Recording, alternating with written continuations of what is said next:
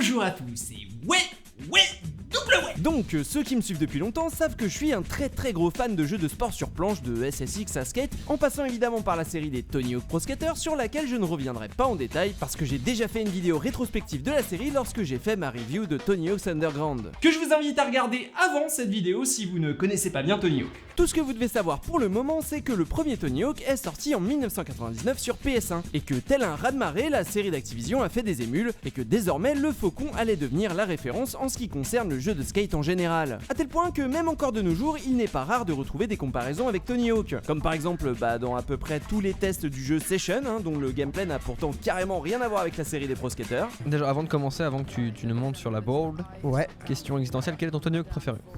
Yeah, that makes sense. Bon par contre apparemment en 99 tout le monde s'en battait les skates d'être comparé à Tony Hawk. Au point qu'ils sont nombreux les éditeurs à s'être lancés dans la Tony Hawk Exploitation, avec la sortie les années qui suivirent d'une ribambelle de clones, notamment sur PS1 où la série avait fait ses premières armes et même un bon bout de sa carrière vidéoludique, puisque même quand Tony Hawk Pro Skater 3 et 4 débarquent sur la génération suivante, la série continue de sortir sur PS1 dans des versions spécifiques à la console. Pour vous dire à quel point la première console de Sony est liée au skater virtuel de toute une génération. Mais allez, c'est parti pour quelques clones de Tony Hawk sur PS1. Alors avant de commencer, je précise bien sûr qu'on ne va pas trop parler des clones made in Activision, comme Matt Hoffman par exemple, qui utilisait le même moteur de jeu, et même carrément des niveaux entiers des premiers Tony Hawks. Et sachez d'ailleurs qu'on ne va pas trop s'attarder non plus sur les jeux sortis avant Tony Hawk, comme par exemple ESPN X Games, dont le concept est plus proche d'un road rash, avec une petite dose d'interville entrecoupée de présentatrices TV pour l'ambiance. Bon, c'est pas un mauvais jeu, mais on voit tout de suite qu'ils savaient pas trop quoi faire avec ces nouveaux sports urbains qui attirent les jeunes branchés. Et puis au final, c'est pas une si mauvaise idée, puisque le downhill c'est un vrai truc à part entière, comme le prouvera bien Tony Hawk Downhill Jam quelques années plus tard. Par contre, un truc est certain, c'est que c'est pas Tony Hawk qui a inventé l'intro façon clip de skate en FMV, option punk à roulette. Ça non, c'est ESPN X Games qui l'a fait en premier, et il faut bien lui reconnaître au moins ça. Alors après, est-ce que c'est vraiment une info importante? Ouais, je sais pas, je vous file ça, vous en faites ce que vous voulez. Et du coup, je ne vais pas parler non plus du Street Skater d'Electronic Arts, ou plutôt Street Skater, sorti donc en octobre 1998, soit un peu moins d'un an avant le tout premier Tony Hawk, et qui propose un jeu cette fois-ci entièrement en 3D, très proche de ce que proposait déjà Top Skater en arcade, avec des sessions sur un parcours, avec un départ et une arrivée délimitée,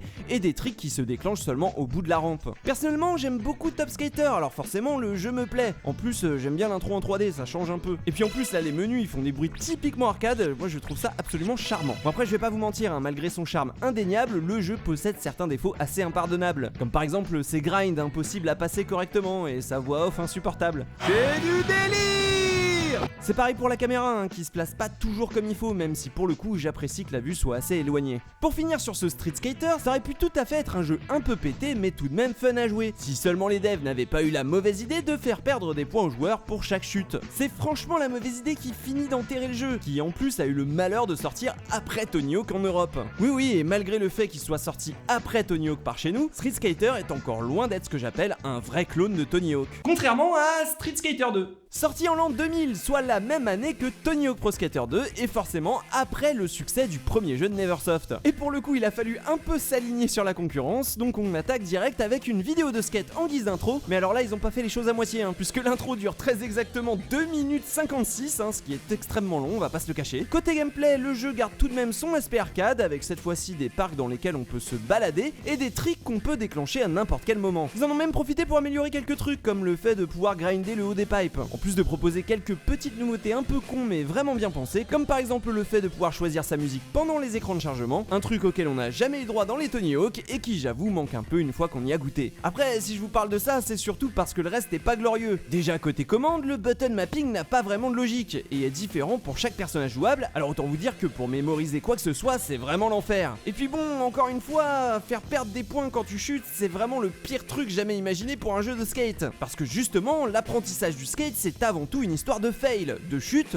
où tu passes la plupart de ton temps à rouler par terre ou à frotter le bitume plutôt qu'à vraiment réussir quelque chose de correct. Et pénaliser ça, c'est concrètement empêcher le joueur d'apprendre ou de progresser. Ce que je trouve totalement illogique pour un jeu de skate. Ça me dérangeait pas tant que ça dans le premier jeu, puisque tout l'aspect arcade induisait de lui-même qu'il était possible de mémoriser les parcours et donc de faire la meilleure run possible sans tomber. Mais en adoptant la philosophie des Tony Hawk, il y a une grande part d'improvisation qui rentre dans l'équation, ce qui est vraiment incompatible avec ce système de punition. Preuve s'il en est qu'ils ont juste ajouté une grosse couche de Tony Hawk sans vraiment réfléchir à ce qu'ils faisaient, au point même d'en faire trop, à l'image de l'intro du jeu, avec son créateur de skatepark comme dans Tony Hawk, son mode à 4 joueurs encore plus que dans Tony Hawk. Bref, Bref, à force de vouloir voler aux côtés du faucon, ce Street Skater 2 s'est brûlé les ailes au point qu'il est tristement devenu à la fois un clone de Tony Hawk et un clone de Street Skater 1. Voilà, hein, alors que j'avais dit qu'on parlerait pas de Street Skater, donc next. Thrasher Skate and Destroy, sorti à peine 3 mois après la sortie de Tony Hawk Pro Skater 1, et oh, c'est édité par Rockstar, donc première fois qu'on peut faire du skate dans un jeu Rockstar bien avant Bully. Et déjà techniquement c'est assez clean, avec des niveaux assez vastes et bien designés, des épreuves à base de score, pas trop difficiles malgré une caméra un peu fofolle, mais le premier truc qui fait un vrai choc, ce sont les contrôles, qui n'ont rien, mais alors rien à voir avec les commandes d'un Tony Hawk, avec 2 boutons différents pour sauter, le rond et le carré qui déclenchent des types de tricks différents. Alors encore une fois c'est un peu classique, hein, et les grinds sont un peu capricieux, mais c'est une très bonne occasion pour admirer les magnifiques ragdolls du jeu. Hein, voilà, premier jeu Rockstar avec des ragdolls bien avant les GTA en 3D, et tiens, bah tant qu'on y est, il y a même la police dans le jeu, représentée par ce taser qui vous poursuit frénétiquement et qui vous envoie direct au game over. Et c'est pas un mauvais clown. Enfin, qu'est-ce que je raconte? C'est même pas un clown du tout. Ok, pas besoin de faire un 720 à votre cerveau pour comprendre rapidement que Skate and Destroy était développé en même temps que le premier Tony Hawk Pro Skater. Et c'est évident tant le jeu propose une approche très différente du jeu de skate sur plein d'aspects, comme par exemple le nombre limité de challenges, là où Tony Hawk proposait plein de façons différentes d'aborder les niveaux. Cependant, le jeu propose une vraie alternative crédible en ce qui concerne la façon d'aborder les tricks. Mais malheureusement pour The Axis, les développeurs du jeu, ce ne sera pas suffisant, et c'est Tony Hawk qui deviendra la vedette du genre. Cependant, ces derniers ont tout de même eu une belle reconversion, puisqu'ils sont responsables d'une autre série, la série des Dave Mirra. Qui sont basiquement des clones de Matt Hoffman.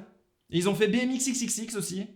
Et c'est triste. MTV Skateboarding featuring Andy McDonald, et je sais même pas qui c'est ce gars, sorti en l'an 2000, donc en pleine hype de Tony Hawk Pro Skater 2, je le rappelle. Et alors là on a une belle prise. Ça y est, là on est sur un vrai gros clone de Tony Hawk bien dégueulasse. Alors évidemment je vous passe l'intro façon clip de skate, hein, ça c'est évident, mais là c'est carrément les 2 premiers niveaux qui sont clairement repompés de hangar et de warehouse, qui étaient les 2 premiers niveaux des 2 premiers Tony Hawk. Puis même sans ça, hein, ne serait-ce que niveau contrôle, hein, regardez le mapping des boutons, carré pour flip, rond pour les grabs, triangle pour grinder. C'est exactement pareil. Pareil côté épreuve, hein, on est en terrain conquis puisqu'on a le droit aux compètes, à la collecte de logos à la con. Bon bah maintenant il reste plus qu'à vérifier ce que ça vaut niveau gameplay. C'est pas exactement pareil. Bon bah imaginez Tony Hawk mais sous morphine avec des animations toutes saccadées et des skaters ultra moches. Niveau gameplay ça répond très peu, hein, c'est très mou et beaucoup moins flexible que ce que propose l'original. Chaque mode est en fait séparé l'un de l'autre, donc c'est soit de la compète soit du cherche-objet mais pas les deux en même temps. Surtout qu'en plus tu perds un objet que tu possèdes à chaque chute, et je ne vais pas vous réexpliquer à quel point c'est con de punir chaque chute dans un jeu de skate. Et quoi qu'il arrive, je dois dire que ni le design des niveaux, ni le stunt mode absolument inutile ne me donnent envie de jouer aux autres jeux de la gamme MTV Sports. Ah si,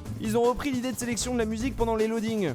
Ouais, ok. Ah tiens, Goldfinger, bah alors, ça bouffe à tous les râteliers. Bon allez, on finit rapidement avec 2 pour le prix d'un. On commence avec Grind Sessions, le concurrent officiel au faucon d'Activision, commandé par Sony himself pour leur console à eux, et sorti comme beaucoup d'autres pile entre le premier et deuxième épisode de la série des Tony Hawk. Et encore une fois, aucun doute possible, on est bien sur un clone de Tony Hawk avec intro façon punk à roulette, menus qui font wiki wiki, mais aussi un niveau d'entraînement à peine calqué sur celui du premier Tony Hawk et une liste de missions à effectuer en temps limité dans chaque level. Mieux que ça, on part même sur un mapping des boutons carrément identique à celui du jeu original, avec même les manuals et la jauge de spécial. Et en fait ça sert à rien de vous décrire le jeu plus que ça, puisque même en termes de feeling, j'avais encore jamais rien joué d'aussi proche d'un Tony Hawk officiel avant ça. Y a pas photo, on est sur un vrai copier-coller avec un feeling vraiment similaire et même quelques petites améliorations comme des bonus de points pour le vandalisme et même la possibilité de créer son skater et de débloquer ses tricks, et même carrément 2 niveaux adaptés de skatepark réel, Burnside qui était déjà dans Tony Hawk et Slam City Jam qui lui sera par contre repris bien plus tard par la série d'Activision. Étonnamment, le jeu va même encore plus loin que son modèle en proposant carrément un mode où il faut enchaîner une série de tricks préétablis dans un temps limite, un style d'épreuve bien connu des habitués de la série Tony Hawk mais qui n'a fait son apparition au sein de la licence d'Activision que quelques années plus tard. Comme quoi, les équipes de Shabba Games étaient déjà un peu en avance sur Neversoft en proposant ce Grind Session, qui en dehors de quelques soucis de caméra, mimique le style de son prédécesseur à la perfection. Et tout ça en faisant évidemment attention à ce que rien ne manque par rapport à son concurrent direct.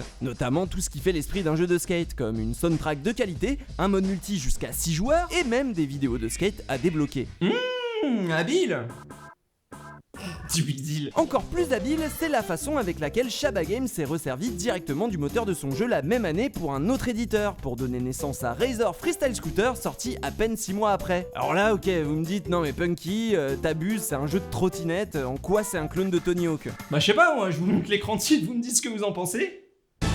En fait, pour être vraiment précis, il s'agit là d'une version édulcorée de Grind Session, principalement destinée aux plus jeunes, avec un petit scénario pour remplacer la vidéo d'intro et des trottinettes parce que c'est quand même moins casse-gueule pour les jeunes. Le moteur de Grind Session a donc été conservé presque tel quel, on retrouve même un clone de Warehouse et aussi des menus bizarrement similaires, hein. Bon là ok d'accord, ils se sont pas fait chier, mais le jeu tient vraiment la route, surtout qu'il est beaucoup plus permissif pour tout ce qui est plaquage de tricks et atterrissage douteux, ce qui le rend immédiatement très accessible et plus fun pour les débutants. Un aspect qui rend le jeu forcément attachant et que je vous invite à tester, surtout si vous n'avez jamais mis la main sur un jeu de skate, tant il est une bonne alternative pour se lancer dans le genre. Et pour être très clair, que ce soit Freestyle Scooter ou Grind Sessions, on parle là de deux clones purs et simples, mais qui contrairement aux autres tentatives, tiennent vraiment la route face au géant Tony Hawk avec assez de petites subtilités et divergences qui en font de très bonnes alternatives et donc de très bons concurrents. C'est pourquoi il est donc légitime de se demander quelle a été la réaction d'Activision en voyant tout ça. Les bâcher dans la presse, les attaquer en justice, faire caca dans leur jardin. Et non, en voyant ça, Activision va tout simplement les embaucher pour faire des jeux pour eux. Attends, Activision a fait quoi? Et oui, et aussi incroyable que cela puisse paraître, Activision a pris une très bonne décision. Déjà parce qu'apparemment Activision adore les studios avec des logos à base de comics en MS, mais aussi et surtout parce que Shabba Games était le seul studio à l'époque à avoir compris comment fonctionnait le moteur de Neversoft, au point d'avoir carrément réussi à en faire une copie presque conforme avec une rapidité d'exécution imbattable comme en témoignent les 6 mois qui séparent Grind Session de Freestyle Scooter. Normal donc qu'Activision s'accapare leur talent et leur donne de quoi bosser. Tout d'abord avec des portages de Tony Hawk pour la N64, puis finalement pour aider à créer le premier clone officiel de Tony Hawk, le fameux Matt Hoffman Pro BMX. Ok, bon bah finalement on va quand même parler de Matt Hoffman. Et ouais, parce que c'est suite au succès du Matt Hoffman de Shabba Games et avec la série des Tony Hawk qui enchaînait et raflait toutes les mises, qu'Activision s'est finalement décidé dès 2001 à lancer sa gamme spéciale dédiée aux jeux de sport extrême avec le label Activision O2, l'équivalent du EA Big de chez Electronic Arts. L'occasion pour Activ de filer des licences et des noms de sportifs à différents studios avec qui ils avaient l'habitude de bosser, comme par exemple le très curieux Kelly Slater Pro Surfer développé par Treyarch, toujours dans les bons coups ceux-là. Et surtout dans la foulée, Activision va tout simplement racheter Shabba Games en 2002 pour être certain que leur savoir-faire ne sera pas laissé dans les mains de la concurrence, tout ça pour finalement faire fermer le studio en 2009 après quelques derniers portages de Tony Hawk ainsi que quelques jeux pour la gamme O2. Ah oui, non mais là on reconnaît déjà beaucoup plus le style d'Activision. D'ailleurs j'aimerais beaucoup vous parler plus longuement de cette gamme ainsi que de plein d'autres clones de l'époque PS2, qu'on parle de Dave Mirra ou même des nouveaux arrivants dans la Tony Hawk Exploitation. Et tiens, pourquoi pas faire ça dans une deuxième vidéo consacrée aux clones de Tony Hawk? Je sais pas, hein, dites-moi vite dans les commentaires si vous êtes intéressé. Et voilà, je vais pas vous mentir, ça a été un vrai kiff d'écrire cette vidéo et j'espère que vous avez pris autant de plaisir à la regarder que j'en ai eu à la faire. Si c'est le cas, n'hésitez pas à laisser un pouce bleu, à vous abonner, à partager. Je sais même pas pourquoi je vous dis tout ça, de toute manière vous connaissez. À dimanche prochain.